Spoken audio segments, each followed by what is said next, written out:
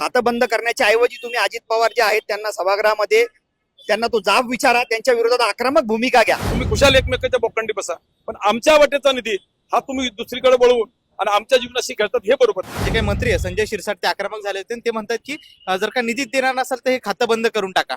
मग त्यांनी आतापर्यंत राजीनामा देऊन टाकायला पाहिजे होता ना. दलितांचं आदिवासींचं जीवन बर्बाद करणारा अजित पवार नावाचा हा खुनी ड्रॅकुला. महाराष्ट्र टाइम्स ऑनलाईन मध्ये आपलं सर्वांचं स्वागत आहे. सामाजिक न्याय विभागाचा निधी वळवल्यानंतर राज्यामध्ये वेगवेगळ्या प्रतिक्रिया उमटतात. यानंतर आंबेडकर अनुयायी चांगलेच आक्रमक झाले. छत्रपती संभाजीनगरमध्ये गेल्या काही दिवसांपासून आंदोलनं होतात आणि या सामाजिक न्याय विभागाचा खाती निधी वळवल्या प्रकरणी या ठिकाणी अॅट्रॉसिटी ऍक्ट नुसार गुन्हा दाखल करावा अशी मागणी होते. आपण छत्रपती संभाजीनगर शहरातील आंबेडकर अनुयायींची बातचीत करणार आहे. या निधी वळवल्यानंतर काय नाही नेमकी मागणी आहे, कशा संदर्भात या ठिकाणी आंदोलन करण्यात आलं होतं. मला एक सांगा, या निधी वळवला तर या निधी वळवल्यानंतर वेगवेगळ्या प्रतिक्रिया उमटतायत. तुमची काय प्रतिक्रिया? मुळात नीती आणि नियोजन आयोगाचे जे डायरेक्शन्स आहेत, अर्थसंकल्पामध्ये सामाजिक न्याय विभाग आणि आदिवासी विभागाकरिता जी तरतूद सरकार करतं, तर तो निधी इतरत्र वळवू नये असा नियम आहे. मुळात त्याला कायदाच तो तसा आहे. परंतु अजित पवार अर्थमंत्री झाल्याच्या नंतर हेतूतः सामाजिक न्याय विभागाचा जो निधी आहे जे इतरत्र वळवतात, मागच्या अर्थसंकल्पापैकी जवळपास 7,000 कोटी मागच्या वर्षी त्यांनी इतरत्र वळवले आणि या 2 मेला एक सर्क्युलर असं काढलं की 746 कोटी त्यांनी मुख्यमंत्री लाडकी बहीण योजनेकरिता वळविण्यात आलेले आहेत. मुळात जेव्हा यांना संरक्षण असल्याच्या नंतर यांचा जो हेतू आहे, हा हेतू मुळात मागासवर्गीयांवरती अन्याय अत्याचार करणारा आहे. इतर खात्यामध्ये भरघोस निधी असताना सुद्धा इतर खात्यातला 1 रुपया देखील न घेता केवळ सामाजिक न्याय खात्याच्या निधीतून पैसे घेणं आणि कारण असं देतात की तो निधी लॅप्स होऊ नये म्हणून आम्ही घेतोय. मुळात तो निधी वापरलाच जात नाही. स्वाधार योजनेचे पैसे आले नाही, शिष्यवृत्त्यांचे पैसे पेंडिंग आहेत, जे अनेक महामंडळ स्थापन केलेत त्यांचं उद्दिष्ट पूर्ण होत नाही. तर वारंवार या पद्धतीने जर हे कृती करत असेल तर हे मागासवर्गीय द्वेषापोटी ही कृती अशी करतात. आंबेडकरी चळवळीच्या वतीने, आंबेडकरवादी अत्याचार विरुद्ध कृती समितीच्या वतीने आज आम्ही त्यांचा निषेध या ठिकाणी व्यक्त केलेला आहे. जर या कृती त्यांच्या जर थांबल्या नाही तर येणाऱ्या काळामध्ये ज्युडिशियल सुद्धा आम्ही या ठिकाणी मदत घेऊ, न्यायालयात दाद मागू आणि याच्यापेक्षाही मोठं आंदोलन या ठिकाणी उभारू. तुम्ही असा उल्लेख केलाय की हा निधी वळवता येत नाही, असं असताना ही निधी का वळवला जातो, याच्या मागचा काय उद्देश असू शकतो?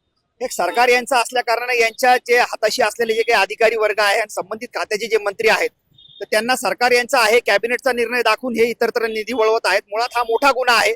परंतु हतबलता या ठिकाणी जी काही सामाजिक न्याय मंत्र्यांनी जी दाखवलेली आहेत तर ती अतिशय चुकीची आहे. तुम्ही तो खातं बंद करण्याच्या ऐवजी तुम्ही अजित पवार जे आहेत त्यांना सभागृहामध्ये त्यांना तो जाब विचारा, त्यांच्या विरोधात आक्रमक भूमिका घ्या. निधी वळवता येतच नाही आणि हा निधी जर या पद्धतीने वळविला जात असेल तर तुम्ही कुठेतरी तुमच्या सरकारचा, तुम्ही मंत्रिपदाचा तुम्ही गैरफायदा घेऊन आंबेडकरी समूहाची गळचेपी करीत आहात. नक्कीच आंबेडकर समूहाची बळचिपी करता असं म्हणतात. मला सांगा, सामाजिक न्याय विभागाचा निधी वळवल्यानंतर जे काही मंत्री आहे संजय शिरसाट ते आक्रमक झाले होते आणि ते म्हणतात की जर का निधी देणार नसेल तर हे खातं बंद करून टाका. मग त्यांनी आतापर्यंत राजीनामा देऊन टाकायला पाहिजे होता ना. असं बोलल्यापेक्षा गेली कित्येक वर्ष दलितांचं आदिवासींचं जीवन बर्बाद करणारा अजित पवार नावाचा हा खुनी ड्रॅकुला, त्यानं लाखो दलितांच्या मुलांचं आणि ओबीसीच्या आदिवासीच्या मुलांचं जीवन बर्बाद केलेलं आहे. आणि हे काही नवीन नाही, वर्षानुवर्ष ते हे पाप करतोय.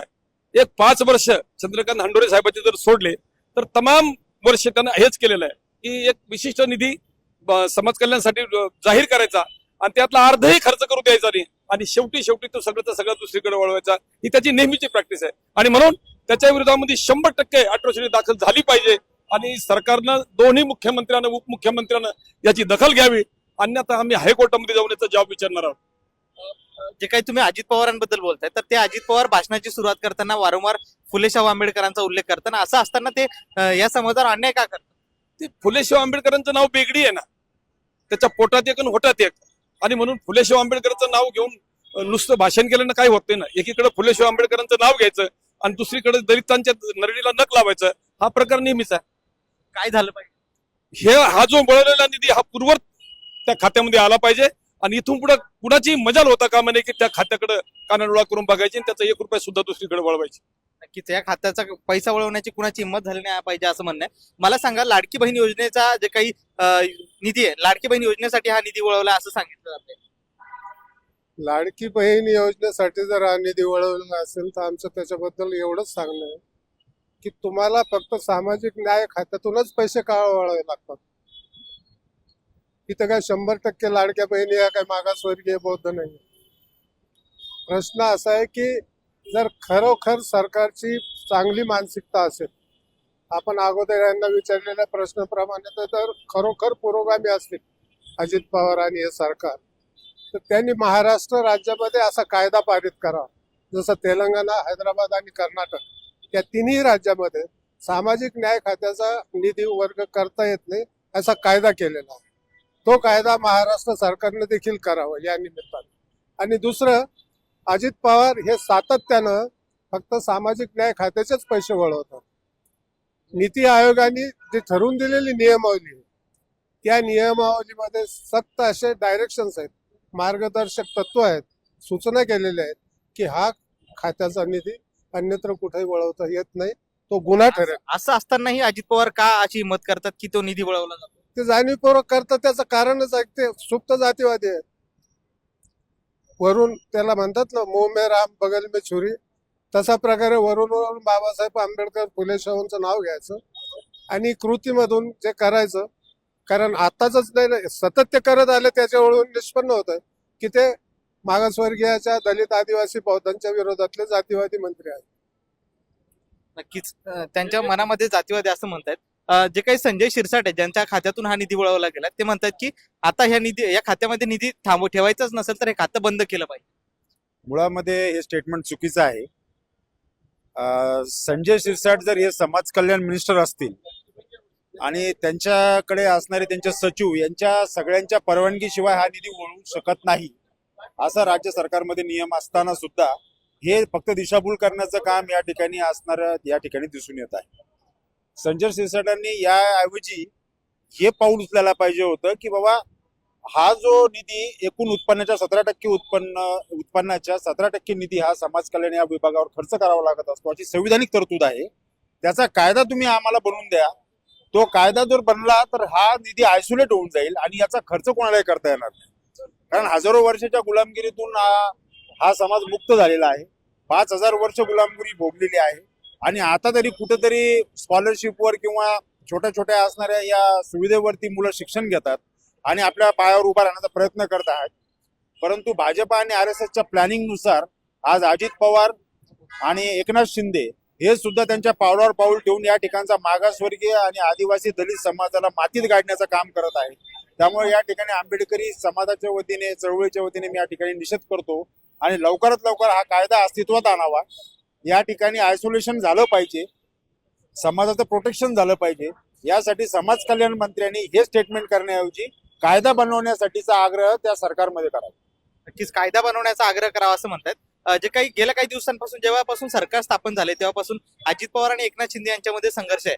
तर एकनाथ शिंदेनी योजना सुरू केली, त्यामुळे त्यांच्याच पक्षाच्या जे मंत्री आहेत त्यांच्याच खात्यातून हा निधी वळवला गेला, असा काहीतरी वाद आहे, असं चर्चा आहे. तुम्हाला काय वाटतं? नाही, महामंत्री याच्यावर असं म्हणणं आहे की लाडकी बहीण यावर्षी आली, यावर्षी लाडकी बहीण आली म्हणून यावर्षीचा निधी त्यांनी वळवला, परंतु गेल्या कित्येक वर्ष समाज कल्याणचा निधी दुसरीकडे वळवला, त्याचं उत्तर कोण देईल?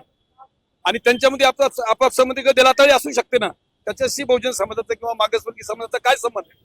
तुम्ही खुशाल एकमेकाच्या बोकांडी बसा, पण आमच्या वाटेचा निधी हा तुम्ही दुसरीकडे वळवून आणि आमच्या जीवनाशी खेळतात, हे बरोबर नाही. तुमचा अजित पवारांना आणि संजय शिरसाटांना काय सल्ला आहे? एकच सांगणं आहे की जे पाप तुम्ही वर्षानुवर्ष करतात त्या पापाला तिलांजली द्या आणि आमचा वाटा आमच्या पदरामध्ये टाका. तुमचा काय सल्ला आहे संजय शिरसाट आणि अजित पवारांना? अजित पवारांना हा सल्ला आहे की जो जातीय द्वेष तुमच्या मनामध्ये भरलेला आहे, सरकार काय तुमच्या एकट्या बापाचं नाही, सरकार हे जनतेचं आहे. आंबेडकरी समुदायाकडनं ज्यावेळेस तुम्ही मतदानाची अपेक्षा करता तर त्यांचे निधी आणि हक्क अधिकार तुम्ही जो हिरावून घेण्याचा जो प्रकार तुम्ही वर्षानुवर्ष चालवत आहात त्याला तुम्ही थांबवा, अन्यथा तुम्हाला आंबेडकरी चळवळीच्या याच्यापेक्षा तीव्र स्वरूपामध्ये सामोरं जावं लागेल. नक्कीच आंबेडकरी अनुयायांच्या तीव्र रोषाला सामोरं जावं लागेल असं म्हणतात. तुमचा काय सल्ला आहे अजित पवार आणि या खात्याचे मंत्री संजय शिरसाट यांना? संजय शिरसाटांनी मुळात जे काही घोषणा केली की खातं बंद केलं पाहिजे, ही त्यांच्या हातबलता आहे. त्याला हे उत्तर असू शकत नाही. संजय शिरसाटांनी कणखर व्हावं चंद्रकांतजी हंडोरे साहेबासारखं, नसता राजीनामा द्यावा, त्यातला एक ऑप्शन आहे त्यांच्यासाठी. नक्कीच हे होते सगळे आंबेडकर अनुयायी. यांनी सांगितलं की सामाजिक न्याय खात्याचा निधी वळवता येणार नाही असा कायदा केला पाहिजे आणि जे काही वारंवार निधी वळवत आहेत त्यांच्यावरती अॅट्रॉसिटी ऍक्ट नुसार गुन्हा दाखल केला पाहिजे अशी मागणी केली. आणि त्याचबरोबर संजय शिरसाट यांनी स्वतः कणखर होऊन या निधीला पाठपुरावा करून निधी वळवला पाहिजे अशी मागणी केली आहे. सुशील राऊत, महाराष्ट्र टाइम्स, छत्रपती संभाजीनगर.